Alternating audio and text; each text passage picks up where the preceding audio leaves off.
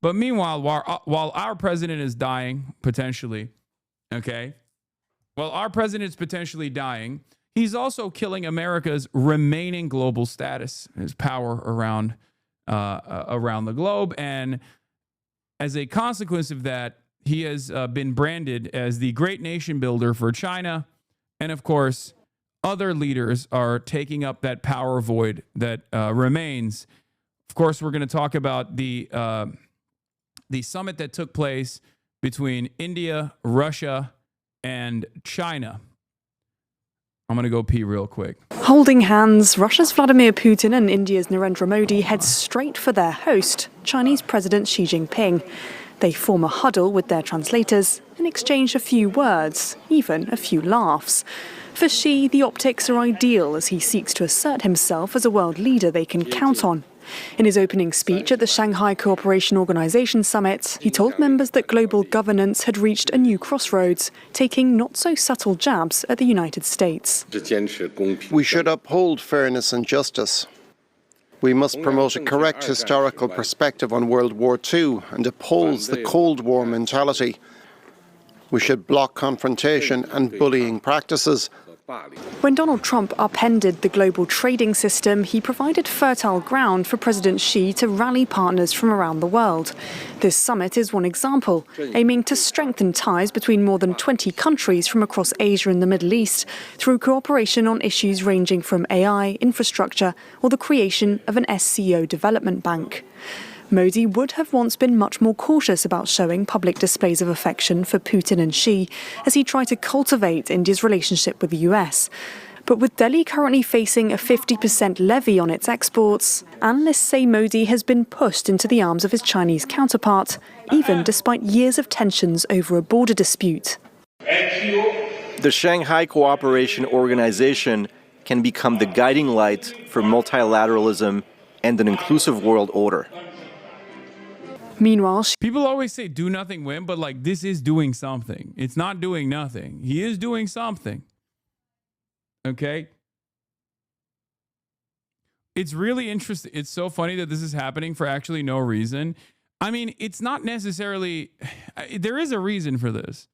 Part of that is because Donald Trump is in this unique bind where on the one hand, he must, for the foreign policy decisions of America, for the State Department, he has to apply pressure to Russia because Russia is delivering a significant blow to American hegemony by, you know, disrupting the power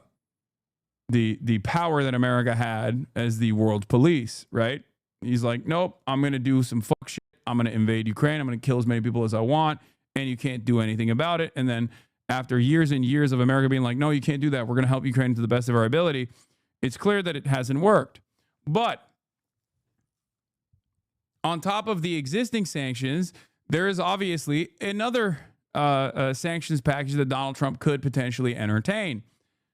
This sanctions package is against India because India is basically now assumed the role of a mediator for Russian oil and Russian energy to enter the international markets to avoid the sanctions, right? Problem is, India is also a key ally against China. India is supposed to be the bulwark against Chinese socialism, growing Chinese socialism in the region, growing Chinese power in the region. So you can't really sanction India, especially at a time like this, as I have described time and time again. Trump knows this. So even the mere threat of sanctioning India is enough for India to go back into the hands of China and maybe even leverage America by exhibiting a closeness to China to get more favorable deals out of the United States of America. And that's where we're at. Xi is gearing up for his next major event, a military parade in Beijing attended by leaders of Russia, North Korea and Iran to mark 80 years since the end of the Second World War. Chinese President Xi Jinping opened the Shanghai Cooperation Organization Summit in Tianjin by calling on leaders to work harder to forge a new world order. A global governance concept based on consultation, joint contribution, and shared benefits. Also, once again, Modi's still Modi, okay? close to China, anti-China, doesn't matter. That's still a fascist, okay? Let's be real. This is, in some respects, like if Xi Jinping was developing closer ties with Israel. It's not the same as Israel, but Modi is Modi I would say is like closest in ideological alignment to a country like Israel or a leader like Benjamin Netanyahu. So it's not. This isn't. This is yet again further evidence that there is no internationalist socialist perspective developing socialism around the globe coming from the Chinese side. Okay. Practicing genuine multilateralism, deepening cooperation with the United Nations, and constructively participating in international and regional affairs. It was the largest gathering of the trade and security bloc since it was founded in 2001, participating with some of China's closest partners and friends, including Russian leader Vladimir Putin and the president of Turkey, Recep Tayyip Erdogan. Indian Prime Minister Narendra Modi was also in attendance. During a bilateral meeting with President Xi, he pledged to improve New Delhi's previously frosty ties with Beijing. Modi's visit to China comes days after the US imposed a 50% tariff on Indian goods. There was an expectation that this Trump administration would continue to be a close partner for India. And the fact that that hasn't worked out means that India might have neglected the region for. They're offering stability that the USA doesn't. On the international scale, China, especially in that region, especially in Asia, is beefing up Asian cooperation because they're saying, look, America's unstable, it's dangerous, it's a madman. And you can see it, we can see it, we can all see it. We offer stability. On the other hand, if you look at internal politics in India, I feel like Modi's time is running out. The walls are closing in. I don't know exactly what it's going to look like for Modi and the BJP in general, but this kind of this kind of olive branch extended to the BJP by China, I suspect, gives more power to Modi. Like it's a saving grace for someone like Modi. What do you even know about Indian politics? By my own admission, I think it's incredibly complex, and I don't fully comprehend it. I am the first to admit that. So if you take issue with what I'm saying currently, as far as domestic Indian affairs and what Modi is seeking to do here, you can tell me if I'm wrong on any of this, but I feel like it's not very my analysis is fairly reductive. Far too long. Many of the nations at this summit share India's frustrations with US tariffs. Xi Jinping wants to harness that frustration and motivate SCO members to work more closely together to reduce their reliance on Western-led security initiatives and trade. The bloc signed a joint statement and agreed on a development plan for the next decade, pledging wider cooperation in energy, infrastructure, green industries, the digital economy, and artificial intelligence. An SCO development bank. You do understand that Xi doesn't choose the Indian prime minister, right? No, of course not. What do you mean? I'm not saying that at all.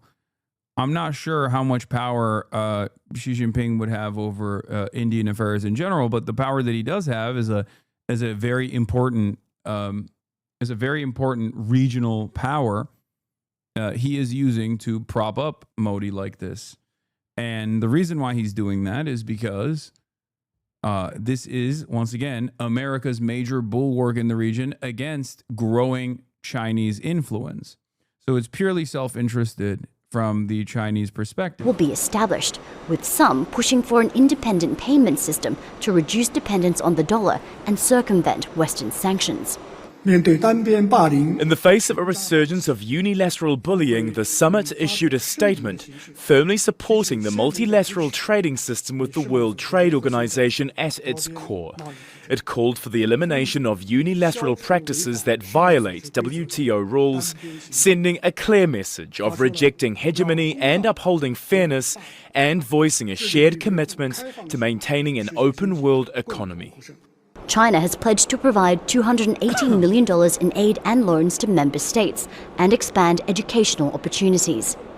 Numerous meetings were held on the sidelines, which provided an opportunity for Putin to brief Modi and Xi on his summit with US President Donald Trump in Alaska last month, a meeting he said he hoped would pave the way to peace in Ukraine.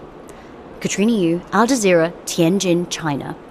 Don't miss out. Get the full picture. Subscribe to Al Jazeera for reliable.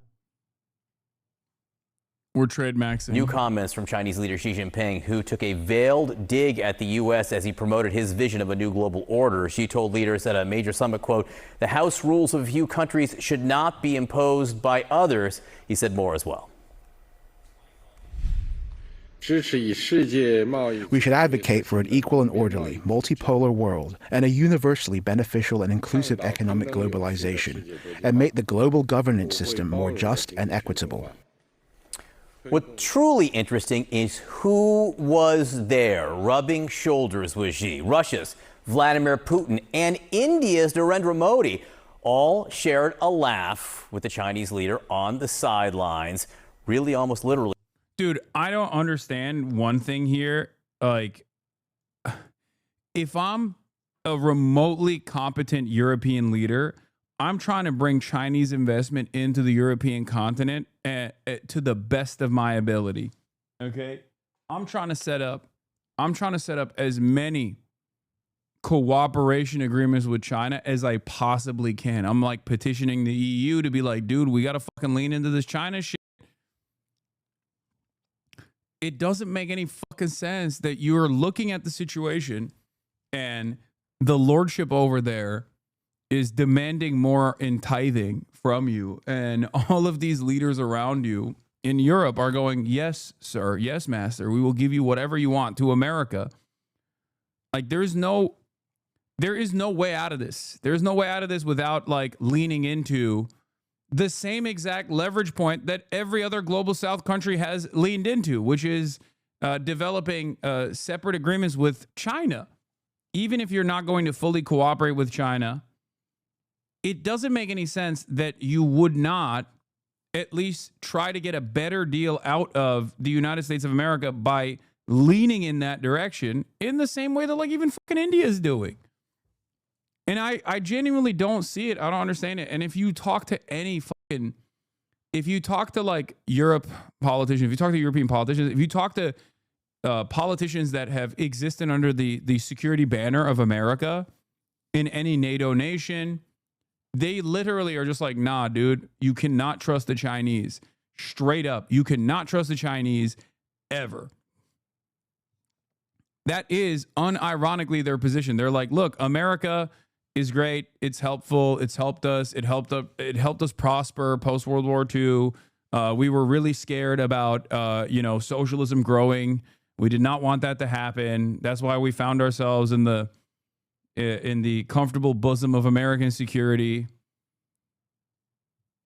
But like in the EU especially, or even in like Japan, on the one hand, there are obviously because of its proximity, there are a lot of important trade relations with China. But in the EU, while there is important trade relations with China, they are totally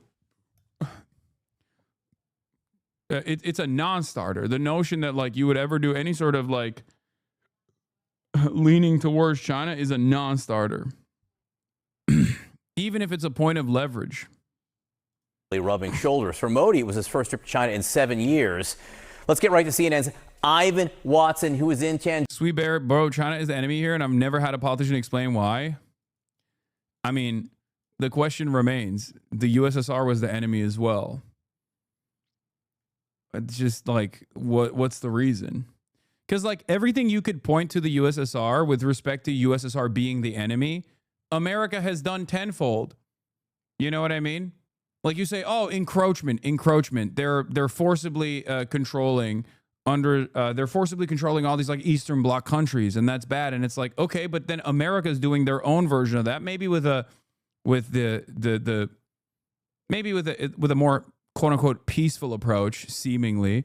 But as far as like imperialism goes, they continued that tenfold, propping up military dictatorships, propping up fascist dictatorships, overthrowing people's interest in maintaining their own sovereignty, autonomy, voting democratically for, social democrats or socialists, God forbid. Like, even when we talk about Chinese imperialism in Africa, this is a great example of this. Like, do you see what I mean? This is what I mean. Everything that you can point to with respect to the USSR or even China now, America's doing tenfold and has done so tenfold, which is precisely the reason why these guys in these respective nations have decided to align with China over America, because they at least look at it and go, well, they don't have 400 years of chattel slavery that they can point to, and also their loans are better. And this is a reality that even American thinkers and American analysts are aware of. Like, this is the Chinese imperialism and Africa narrative. The Belt and Road Initiative is imperialism narratives. They got a lot of play in the DC think tank foreign policy sector for quite a while. But the new meta now is to actually recognize that Chinese loans offer far more favorable conditions than the IMF and the World Bank ever could. And there's a lot of loan forgiveness that comes along with it as well. And therefore, you have thinkers that write for, Foreign Policy Mag and stuff like that openly will say, we have to get better. We have to deliver better, more peaceful, and less interventionist loans than China is doing, than China is offering. The Shanghai Cooperation Organization SCO summit in Tianjin is a key gathering for Iran after the U.S.-Israel war. Tehran is set to deepen its relationship with China in a way it hasn't before, moving beyond its past short-term crisis-driven outreach. This is SCO's largest summit since its 2001 founding. Over 20 countries plus at least 10 international bodies, including the UN Secretary General, are present. The scale reflects how China is filling the gaps left by Trump's disruption of the global order. For Iran, the timing is crucial. The E3, Germany, UK, France just triggered the snapback of UN sanctions. Iran is still reeling from the aftershocks of war with Israel and the US. Significantly at Tianjin, SCO leaders condemned the US and Israel attack on Iran in June. Foreign Minister Arakshi, alongside his Russian and Chinese counterparts, sent a joint letter to the UN rejecting the snapback. They argued it lacks legal basis and is politically destructive. For Tehran, this is a rare moment of visible backing from two global powers at a key moment. China and Russia join Iran in rejecting the European move to restore sanctions on Tehran. A letter from the Chinese, Russian, and Iranian foreign ministers called Britain, France, and Germany's move to restore sanctions via the snapback mechanism legally and procedurally flawed. What's interesting about this is that, like, yes, on the one hand, you got like Russia making these sorts of statements, and you go, well, okay, you're Russia. You deserve the sanctions for your encroachments, your irredentist actions in Ukraine, your fucking war that you're waging in Ukraine. But on the other hand, if you were to put yourself in the shoes of like Iranian leadership for a brief moment, you would kind of recognize that like Western nations are doing that to Iran in an even more unjustifiable, with an even more unjustifiable reason when you consider it, like additional sanctions and this aggressive enforcement that seeks to cripple the Iranian economy even further, to starve out the Iranian economy even further, is utterly ridiculous. Contrary to much of Western analysis, Iran hasn't decisively pivoted to China yet. It often abandoned Beijing for short-term openings with the U.S. and EU efforts Israel has successfully blocked. China, for its part, has long showed strategic mistrust of Iran. Even Xi Jinping's 2016 $40 billion offer for rail, refiner, and power plant investments was sidelined. Iran gave South Pars contracts to total over Chinese firms after the JCPOA. The 25-year roadmap proved symbolic for Iran. Beijing saw Tehran turn to it only in times of crisis. But Iran has always been unimaginably invested in maintaining sovereignty. Okay. This is not like, I'm not making an assessment on whether this is good or bad. I'm just telling you that they've always chosen sovereignty and also leveraging the reverse relationship that they don't even have with Western powers against China with regular frequency. If you have all of these, if you have like nations in Africa leveraging the pre-existing harm that they saw from Western powers to create an environment of cooperation with China, Iran, for some weird reason, has done the exact opposite, where time and time again, they have shown mistrust to China. Even when China is like demonstrated that they have a strategic interest in cooperating with Iran as their own little bulwark against Western imperialism in the region. Russia is not irredentis Lamau, just the irrational justification that Putin's dumbass gave for a rational invasion after they were left no choice thanks to NATO threatening to have nukes positioned at Kharkiv at a distance equivalent to Detroit to DC to Moscow. It is absolutely irredentis.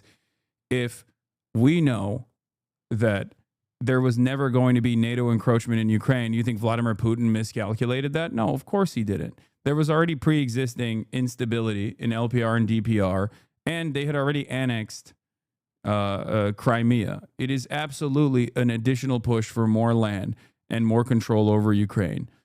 It's ridiculous. Come on, please stop. Now the Iranian calculus may be shifting. Iranian Defense Minister Nazirizadeh at the SCO. Orgs like Shanghai and BRICS can substitute unilateralism by forming new alliances. Regional security will be ensured with SCO cooperation. Iran is signaling readiness for deeper long-term cooperation with China. This stretches from Afghanistan to the Persian Gulf to Xinjiang and shaping the future of Central Asia, South Asia, and the Caucasus in the wake of the IMEC and the Trump corridor. I'm not saying this because I'm Turkish and I do often meme about Turkey being at the table, but a key component of this, or I guess like the last remaining castle for American imperialism in this region would be Turkey, because every single Turkic region that spans from China all the way to Europe is still very much aligned with Turkey here and get logistical training and supplies from the Turkish military. And therefore, Turkey being the NATO nation that it is a very important factor as far as like China having its own backyard and the entire Asian continent cleared of like American intervention so they can do trade maxing to the best of their ability by rail and you know, develop their supply lines in the way that they want to.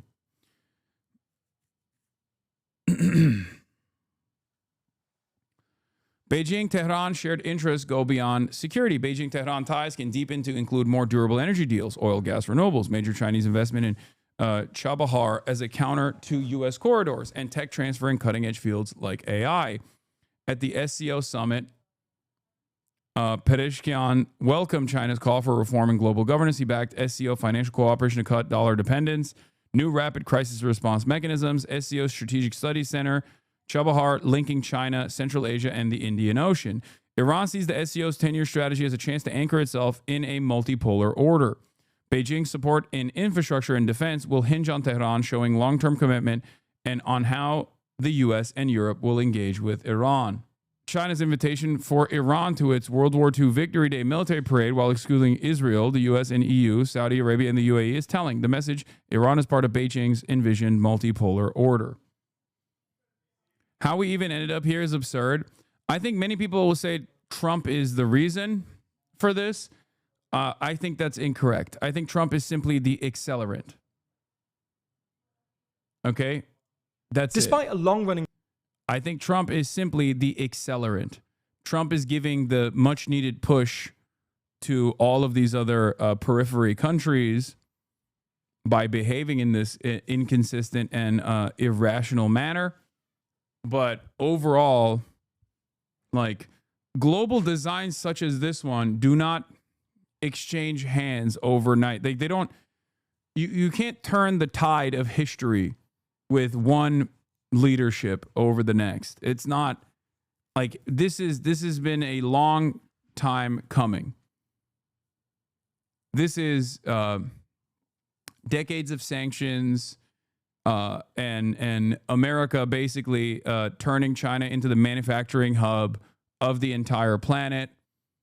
It's a long time. That gave China a tremendous political influence and power because it caused it basically made China intervention proof, because you can't destroy your own manufacturing hub. It started with the talking during COVID that started the polarization. Biden wrapped up. No. It's far before COVID. No. This is far before COVID. COVID could be seen as another accelerant, and Trump certainly is an accelerant, but I wouldn't say that it's like one singular event. But it definitely... Is that a Jeffrey Epstein tattoo on his hand? Yeah, he loves him. He loves Jeffrey. Anyway, let's look at TLDR News Global. Why China's economy is stalling. Property crisis and Trump's unprecedented tariffs, the Chinese economy has held up surprisingly well. Domestically, declines in property investment have been mostly offset by increased investment in high-tech manufacturing. And while exports to the US have fallen somewhat, they haven't fallen as much as you might expect. And Chinese producers have apparently been able to offset any decline by just redirecting their exports elsewhere, including to Europe. Nonetheless, in the past month or so, the Chinese economy has shown new signs of strain, and a combination of debt and deflation take their toll on industry. So in this video, we're going to explain how the Chinese economy outperformed expectations over the past couple of years, and what's gone wrong.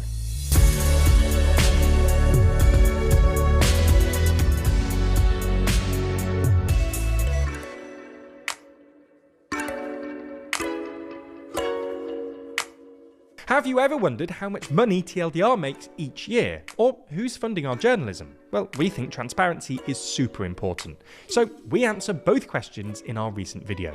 It's linked in the description. Business investment, household consumption, and the of four things. Government unbalanced. In short, GDP is defined as economic woes. You need to understand how the Chinese economy is fundamentally unbalanced. In short, GDP is defined as the sum of four things: government spending, business investment, household consumption, and the difference between exports and imports.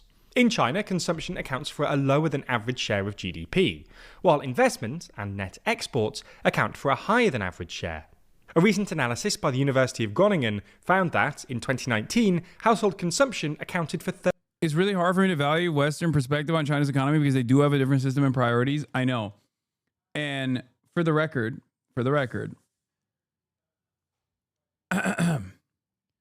this has been a major issue for Western analysts from the jump. Okay? Western analysts refuse to contend with, they only look at the Chinese economy and Chinese goals from a Western lens, a Western capitalist lens that focuses on the GDP. One of the best examples that I can point to you as far as trying to fit Chinese governance into a Western lens and failing to understand what's going on in China has been ghost cities, right? For the longest time, Western analysts looked at China and said, oh, these guys are so stupid. They're just trying to do economic output domestically by building all these cities, but these cities are all empty. These are ghost cities. Look at how stupid they are. Look at how silly they are, right? And that is because in America and in the Western world broadly, you look at home ownership not as a means of shelter, but as a means of economic activity. Okay, it's supposed to be an asset, a speculative asset to be traded on the stock market. So they don't actually realize that like a government could have broad-reaching, multiple decades-long agendas to rapidly urbanize, for example. This is just not a thing that is within the Western liberal field of vision, right? So because we don't have any sort of like real long-term planning, or even if we do have long-term planning, our long-term planning is still very much at the behest of capital. We can't even see a world outside of that horse blinders that we have on. And oftentimes this is the reason why Western analysis on China actually falls short. This is yet another byproduct of this is yet another issue with that analysis, but by simply looking at the GDP. And when things don't unfold in the way that Western analysts predicted they would in China, because they will consistently claim, oh, it's it's on the verge of collapse any day now, any moment now, any day now. China's going to collapse. China's going to collapse. China's going to collapse. When that doesn't happen, they turn around and they look for alternative reasons. Even in the Trump tariff panic, at the peak of Trump's tariff agenda, when Trump was single-handedly undermining decades-long American designs for global trade, everybody kept saying, oh, China can just simply withstand this pressure because they're a dictatorship, right? They could just withstand it because they're a dictatorship. Not realizing that a government that does have that level of centralized control could withstand, it's an upper hand when the United States of America's system of control is far more decentralized and far more invested in short-term gains and short-term benefits for corporations. China has central planning, and therefore they have a much better capacity to withstand economic shocks, economic pressures that come from Western instability.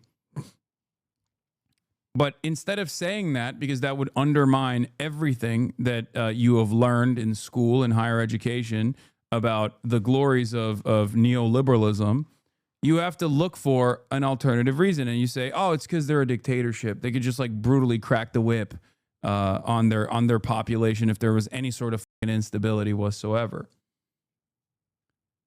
I think this creates bad analysis. You don't have to love China, okay?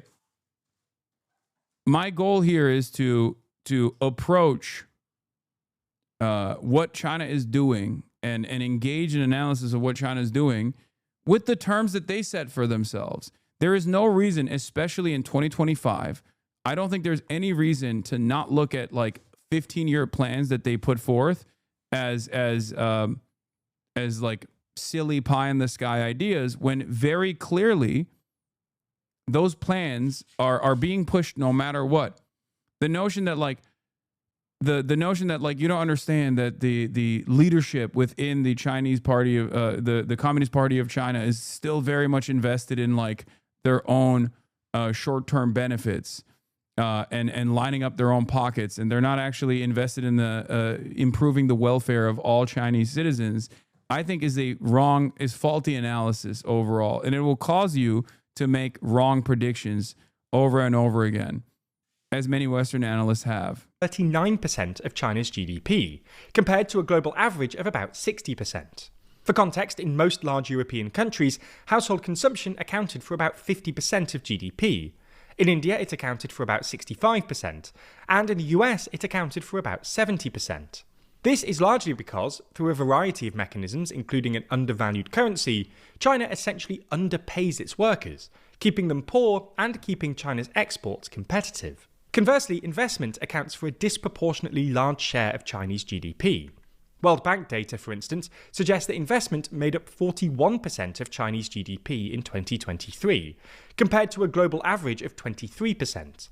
Again, to give some more context, in India, investment accounted for about 33% of GDP, and in the US, it was 21%.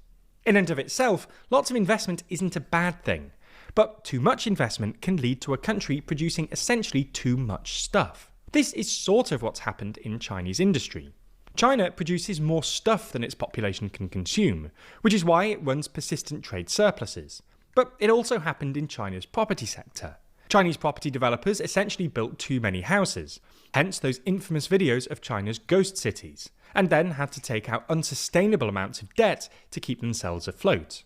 If money is fake, which it is, and Chinese investment is still very much centrally controlled and is not actually being done at the behest of capital, but instead so that there is like an internal market so that you can incentivize people into new sectors that you want to develop, then the analysis can't be interpreted with a Western capitalist lens.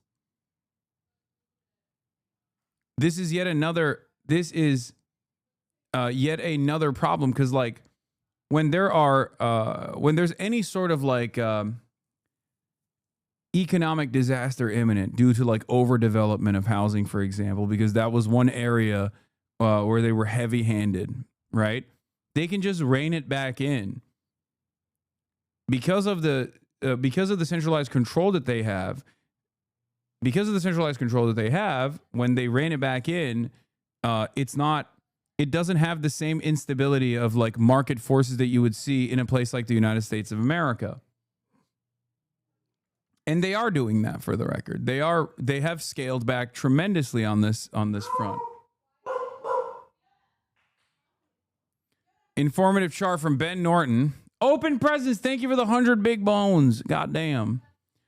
Informative chart showing how China's economy has shifted in the past 5 years. China decided to pop its real estate bubble in 2020 with the 3 red lines policy.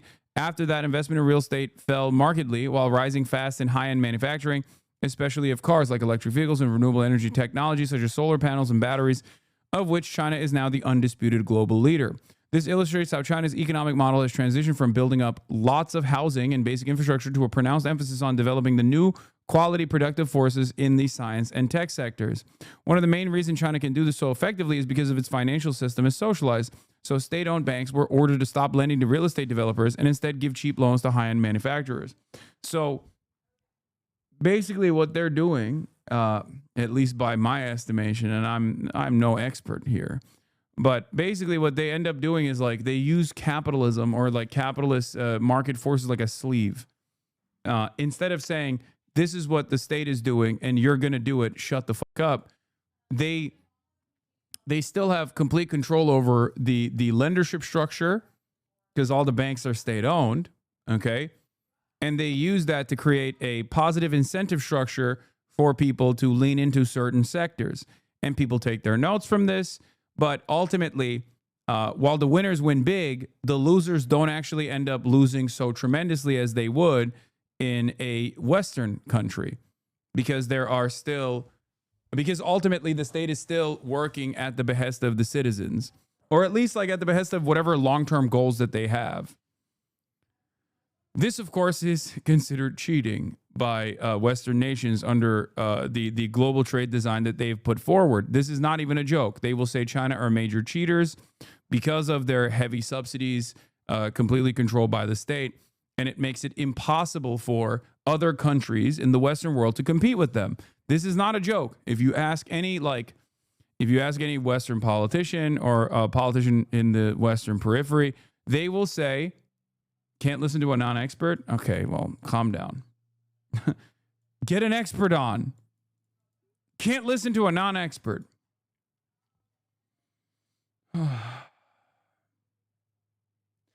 I'm over here talking about how the experts in the West are getting this wrong, and you're over here yelling at me. I'm a Twitch streamer, okay? What you see is what you're going to get. Calm down.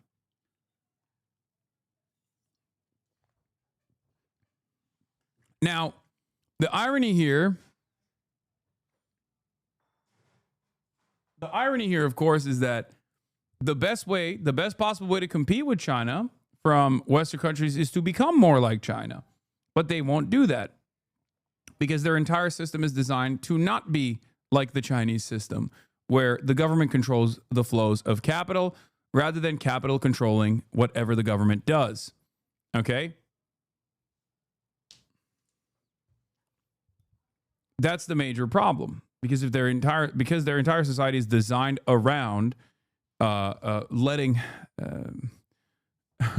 sicking the free markets on their own populations.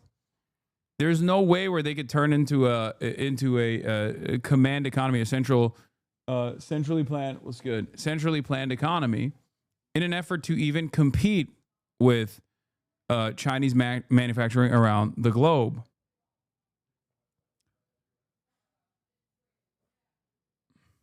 I'm an expert and I say this is bad. They should have collapsed their entire economy over a failing real estate industry. Yeah. U.S. economist Michael Pettis, who has incorrectly predicted the failure of the Chinese model for over a decade, is complaining that the Chinese policymakers avoided a recession by popping the real estate bubble and redirecting investment into manufacturing. This is not a bad thing, but a good thing. It also means that not only Chinese consumers, but the entire world have access to very low-cost green technologies like solar panels, batteries, and electric vehicles, which is obviously another good thing in order to combat climate change. Sure, Chinese companies are paying part of the cost as their profit margins have fallen significantly, but if we're serious about reducing carbon emissions, this is a positive externality. Here is an expert. But why China's GDP growth didn't slow at all? Why? Because Beijing didn't allow the decline in property investment to translate into lower overall investment. It solved the decline in property investment by engineering a surge, almost RMB for RMB, in manufacturing investment. More manufacturing, in other words, was not driven by any perceived increase in Chinese or global demand. It was wholly a reaction to a decline in property investments combined with a political determination to continue meeting excessively high GDP growth targets.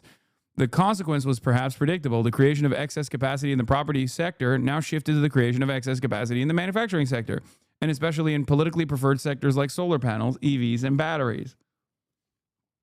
This also is part of the reason why America is actively trying to undermine any sort of EV surge or renewable energy surge, because for two reasons. One, because this obviously still very much benefits the profit margins of the oil and gas industry, which America is leaning heavily into. They're like, fuck it, we're not doing renewable energies at all. And it's because they don't want to even give a crumb of global market share to China. But ironically enough, China is still pumping EVs and batteries and and all of these other like renewable energy sector technologies to every other country in the every other country surrounding the United States of America. And what's really interesting about this is that it's causing America to be left behind.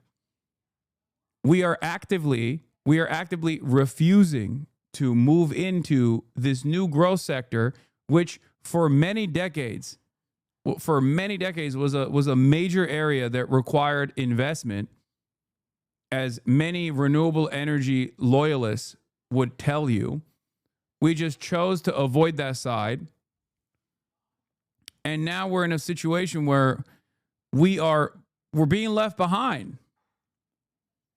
Like, even if you weren't going to allow Chinese goods to flow into the country on this side because you're worried that it benefits the Chinese economy, you could have at least like invested in R&D. You could have tried to poach scientists.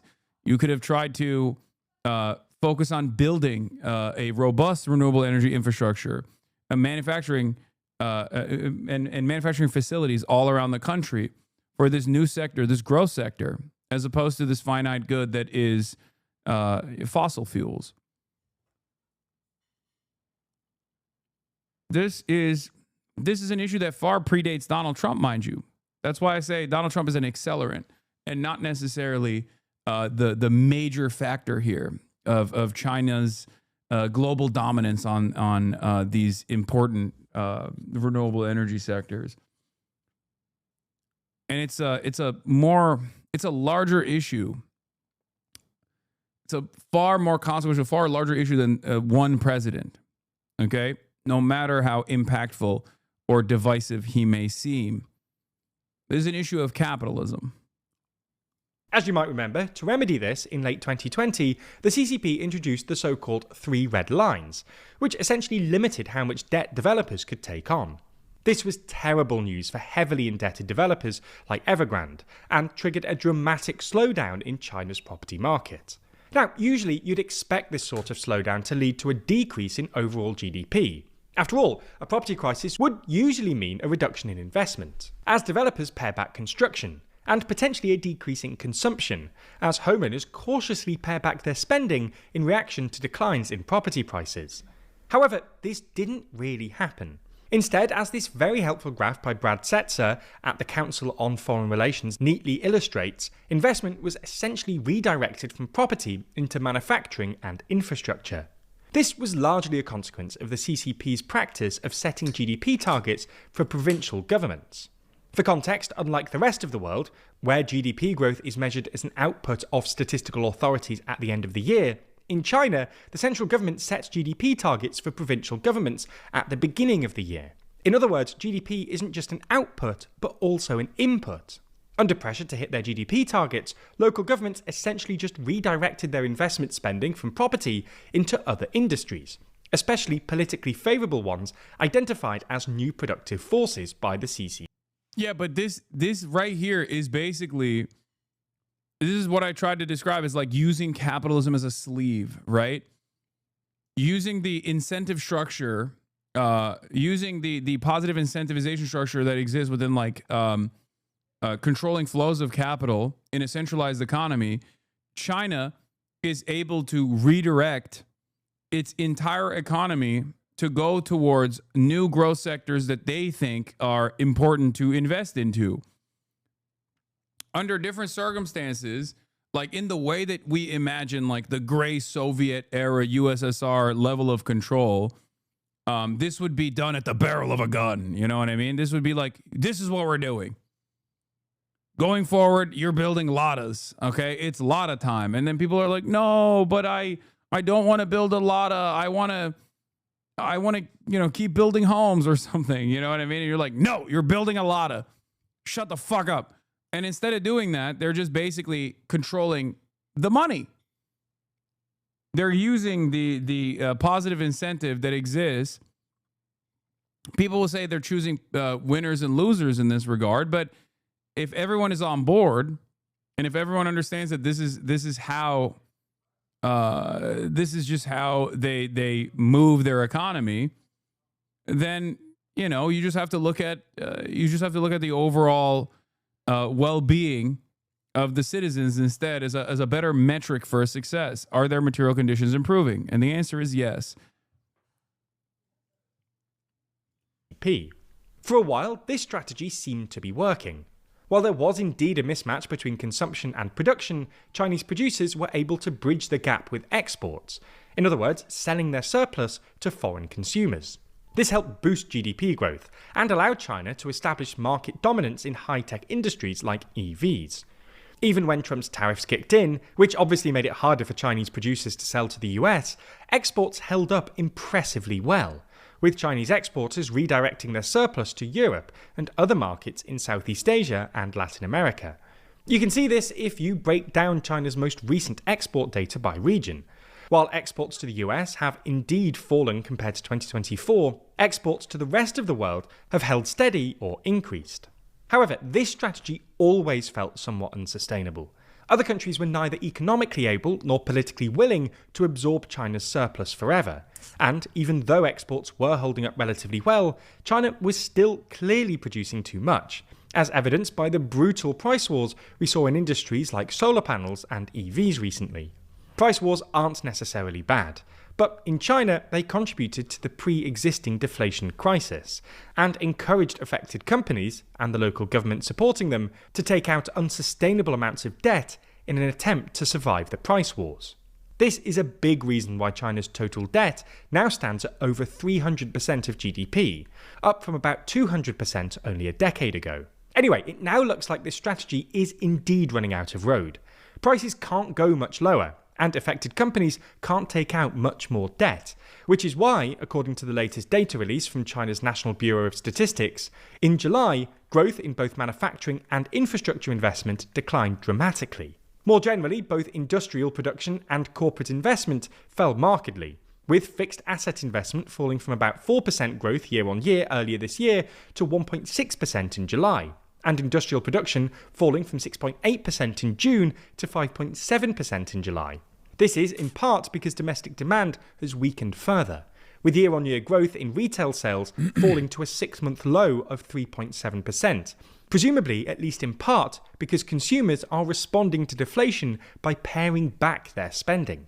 Weak domestic demand will obviously By the way, this is part of the reason why the One Belt, One Road initiative was so important for China. It's not even like opening up new flows of trade, but the Chinese investment into African nations not only helps them in the long run to develop long-standing allegiances with countries that will be more and more impactful in the global design at the United Nations and the like, but also when you develop African countries, you create secondary markets that you can sell to. You create secondary markets that you can sell the products that you're manufacturing to offset whatever kind of like tariff war that America might try to play with you. Now, of course, obviously, the entirety of the African markets is at this stage nowhere near as important as the American markets are.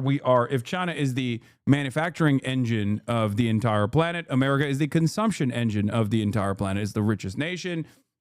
It's the one that buys all the treats, right? That is the design. But that is the other reason, at least from the Chinese perspective, into developing African countries. Developing African countries specifically so that there is a market that they can sell products to. Again, trade maxing. Make things even harder for China's embattled producers because, well, weak demand makes it harder to sell stuff. Weak demand also seems to have restarted China's property crisis, with home prices in urban areas, which seem to have stabilised somewhat in late 2024, resuming their declines in the past couple of months. All in all, this is yet more evidence that China needs to boost consumption as a share of GDP. Excessive investment, whether it's in property or manufacturing, seems to be ultimately unsustainable if it's not matched by domestic demand. More consumption. No, literally, they look to what's going on in China as like a major a problem because like they can't, like from a Western perspective, they can't boost domestic consumption. And that one of the things they always say is like that the Chinese people save too much.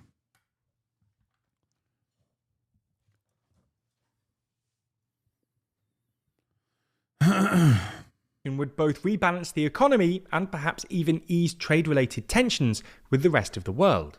After all, more domestic demand would mean both fewer exports, and thus less risk of the politically toxic overcapacity we're seeing at the moment, but also more imports from foreign producers, which would encourage other countries to see trade with China in less zero-sum terms. Now, other China-related news has...